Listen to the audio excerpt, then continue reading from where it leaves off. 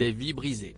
Le 10 février dernier, un homme de 40 ans, accompagné de son fils de 6 ans, ramenait sa belle-sœur, enfin enceinte de son premier enfant, chez elle.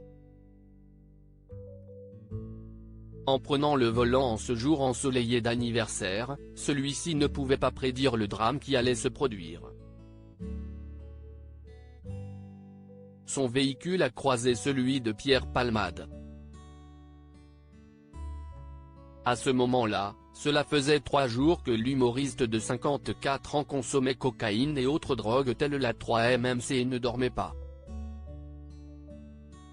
Une fringale, et hop, le voilà à bord de sa voiture avec 2 escortes.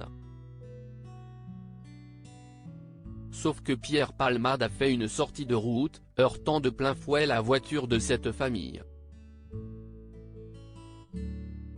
Les conséquences sont terribles. La jeune femme a perdu son bébé qui devait pointer le bout de son nez à la mi-mai. Le conducteur, lui, est au plus mal.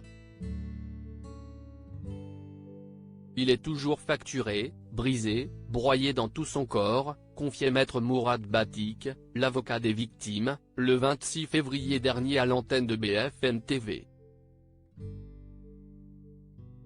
S'il est toutefois sorti du coma artificiel dans lequel il avait été plongé depuis l'accident, l'homme de 40 ans ne peut toujours pas bouger, parler, communiquer.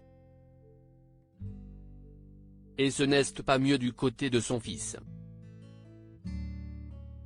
Si ses jours ne sont plus comptés, il n'a toujours pas dit un mot depuis le drame, rapportent nos confrères de Paris Match ce jeudi 9 mars. L'enfant de 6 ans gardera des séquelles à vie. Il faut dire qu'il est toujours grièvement blessé au visage et qu'il en gardera des séquelles à vie. Des propos qui vont dans le sens de ceux tenus par Mourad Batik. Le garçonnet est sorti du coma le 16 février dernier, soit 6 jours après l'accident. Il a eu la mâchoire cassée après un choc reçu à la tête, malgré sa ceinture de sécurité attachée. S'il n'a toujours pas dit un mot, CIST, outre le choc, notamment parce qu'il a des difficultés à s'alimenter, boire et parler du fait de ses blessures.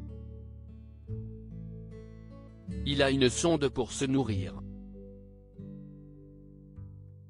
Il est dans un état très compliqué encore aujourd'hui, confirmait l'avocat. Seule bonne nouvelle, le petit garçon a pu quitter le milieu hospitalier fin février afin de retrouver le décor réconfortant de sa maison.